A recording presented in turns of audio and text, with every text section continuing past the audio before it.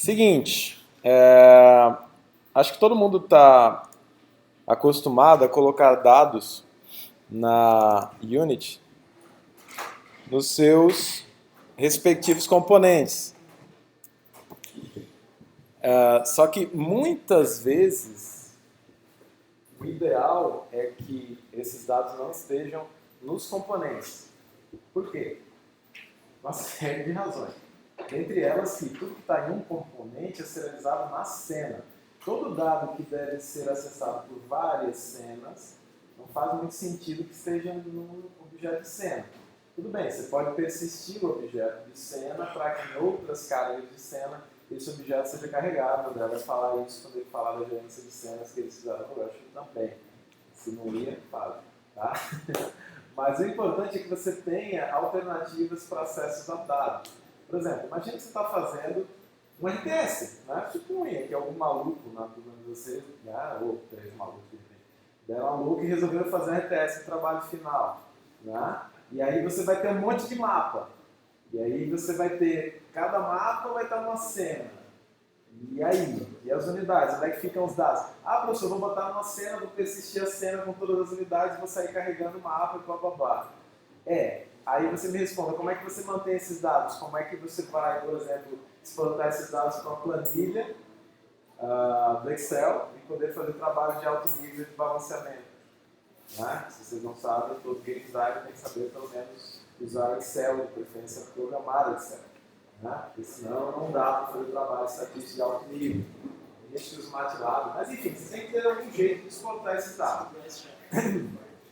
Uma das recomendações que vocês vão achar em alguns blogs e coisas do tipo, André, eu vou perturbar na sua apresentação também, senão eu vou ligar, tá? Não se preocupe não, porque você não é aluno, mas eu vou garanto, tá? Baderbeer te acerta, né? Se preocupe não, cai lá, tá? Se é o Baderbeer quando tá assim. Enfim, daí você precisa de algum jeito de mandar esses dados, tirar daí e trazer de volta. Muitos sites recomendam usar XML ou JSON. A Unity agora tem Unity JSON. Né? Você vai lá, muita gente chama de JSON, né? Mas enfim, você vai lá e carrega aquele XML invocado com os dados e pronto, você mantém os XMLs dentro do seu projeto como um asset qualquer ali. Né? Mas qual que é o problema disso? É que a verificação dos dados dentro da Unity é horrível. Quando você está no Xcode, do lado programando na plataforma Apple, beleza, você tem um playlist. O playlist é tipo um XML, mas quando você clica nele, ele tem interface bonitinha, que você consegue ver coisas foldable, né? Você pode expandir, pode minimizar áreas, bem bacaninha, você pode editar os valores por ali. Mas aquele XML estacionário na sua pasta de disco não vai te ajudar muito na Unity, né? Você vai ter que sair da Unity, editar por fora, uma porcaria. Então, para evitar esse tipo de situação e resolver todos esses problemas, é que a Unity tem um cara chamado Scriptable Asset. O Scriptable Asset, basicamente, é um script do tipo Scriptable Object e não do tipo MonoBehavior, que a partir dele você, e eu vou mostrar já como, você gera um Scriptable Asset, que na verdade o nome correto é Scriptable Object Asset, mas como é muito grande a gente dá uma minimizada e vira um Scriptable Asset. Aqui, por exemplo, o que é que vocês estão vendo? Se isso aqui fosse um MonoBehavior, e eu tenho, vamos abrir ele no, vamos abrir lá no, aqui no Visual Studio, fica mais bonitinho, né? Então, se eu tenho uma estrutura, como eu tenho aqui, com tipos primitivos, um inteiro e um string, são os tipos de ação, né? Então, para o índice tal, eu vou ter um action name tal. Isso aqui poderia ser ações que eu estou mandando para o meu mechanism, né? Estou mandando lá para o animator essas ações a partir de um índice. Eu poderia ter um enum, que eu podia castear para inteiro, etc. Esse cara não apareceria aqui por padrão na hora que eu gerar. Eu tenho vários action types, né? E chamo esse cara de actions. Ele não apareceria. Mas como eu coloquei o System Serializable, ele aparece. Isso funciona para Structure e funciona para classes custom também, desde que o conteúdo, as classes aqui dentro, sejam primitivas, tá? Cuidado quando vocês começarem a aninhar muitos tipos custom de usuário, porque lá para o terceiro nível de aninhamento a Unity começa a se perder e aí você tem que criar a sua própria serialização e vira um inferno. Bom, então se isso aqui fosse um monobehavior, esse actions apareceria no inspector, mas isso não seria salvo como um asset independente de um objeto de cena. Mas a partir do momento que eu herdo do scriptable object, ele, quando você simplesmente cria o script, ele vai aparecer como um script normal, ele vai te dar os dados. Quando você gera o asset, aí note que ele vai mostrar a interface exatamente igual à interface de componente da Unity. Só que este cara não mora em um componente da cena.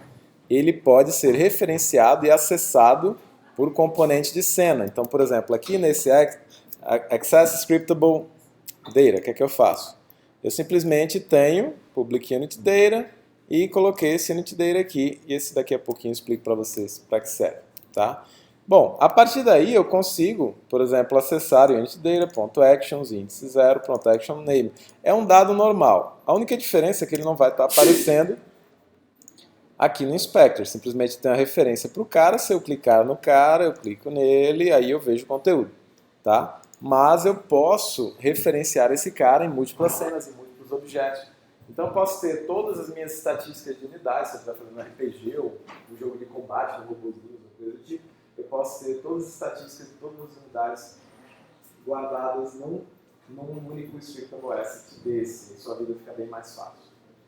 Bom, quais as desvantagens? Na verdade, bem poucas. Uma coisa que vocês têm que tomar muito cuidado é o scriptable asset, por ser algo que está em disco e não em cena, o conteúdo dele pode ser modificado em tempo de execução. Ou seja, se eu der um play aqui e modificar os valores ali do elemento 1, do elemento 2 para qualquer coisa, quando eu desligar o play ele vai continuar lá. Tá? É bem diferente de quando você edita um valor num componente em runtime. Tá? Então, acho que o principal cuidado a ter é esse, né? Em termos de testes. Se você faz um teste em play, eu estou em play e tal, estou rodando minha cena, mudei aqui o atributo de velocidade do meu player. Saiu do play, esse valor vai persistir, tá? Ele não vai ser, beleza? Ele não vai ser zerado. Então, o que eu fiz aqui? Eu coloquei nesse scriptable helper, eu coloquei um scriptzinho que basicamente gera esses assets a partir de um scriptable object, só para facilitar a vida de vocês. A Unity agora tem um notation que facilita um pouco isso também, que vocês podem usar se quiserem. Mas eu ainda acho meio chato. Você tem que colocar um tag, um decorator lá em cima, aí ele vai aparecer uma opção no menu Create só para aquele tipo de script. Tá? Quem quiser saber como fazer isso, depois eu mostro. Mas do jeito como eu coloquei o helper aqui, você só pega a sua classe que deriva do scriptable object, bate o botão direito, e aqui no menu Create vai ter aqui embaixo o Scriptable Object Assets. Tá? Então clicou aqui, ele vai criar esse asset no mesmo nível aqui do seu script original, né, do seu Scriptable Object. Tá? E aí, como eu disse, esse dado pode ser acessado em qualquer lugar. O problema que vocês podem ter é, e se eu quiser uma instância desse valor? E se, ao invés de usar os dados que estão no disco, eu quiser tirar uma cópia dele na memória? Tipo, instanciar essa estrutura de dados. Bom, nesse caso específico, vocês podem fazer o seguinte. Eu criei uma outra variável aqui ainda do tipo Unity Data, e aí eu coloquei scriptableObject.createInstance. Tá? Por que você usa isso aqui e não o new Unity Data? Se você der o new Unity Data, ele não vai funcionar para o Scriptable Object, vai te dar uma mensagem de erro, tá? Lá dentro da Unity. Aqui, o compilador não vai dar nenhum erro. Dentro da Unity vai. Ok? Então, mas assim, é um warning, não é nenhum fim de mundo. Ele vai te dizer, não use new, use Scriptable Object Create Instance. Tá? Então esse é o cara que vocês usam sempre que vocês têm que instanciar um Scriptable Object ou Scriptable Asset. A diferença é que o Scriptable Object está na memória, o Scriptable Asset está em disco. Tá? Então, para copiar ele para uma instância temporária em memória, aí sim você poder editar esses caras em runtime e não modificar o dado em disco, o que você faz é basicamente um clone. Aí você pode ter o Deep Copy ou o Shallow Copy. Né? O Deep Copy, na verdade, ele vai copiar tudo, tipo, não vai ter vínculo nenhum ao objeto original. Enquanto que o Shallow Copy, ele copia, uma cópia rasa, né? Ele copia os pointers, basicamente. Então, para que você tenha uma cópia real, tipo, profunda, né? Tudo separadinho, Geralmente você precisa fazer isso aqui, implementar um método de cloning, ou do que você quiser chamar esse cara aqui, mas que vai te gerar uma nova instância interna e aí vai retornar esse novo Unit Data. Tá? Notem que aqui no Actions eu também criei esse clone. Tá? Na verdade ele é padrão do Array. Tá, desculpa. Não, esse é o clone do Array, estou falando besteira.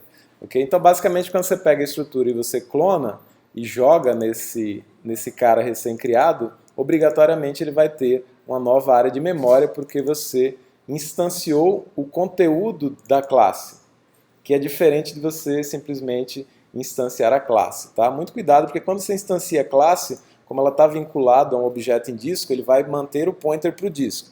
Uma vez que você crie ou zere o conteúdo dela, no caso actions, né? Aí tudo bem, você vai ter um objeto totalmente dissociado. Então, sei lá, digamos que aqui tivesse um int.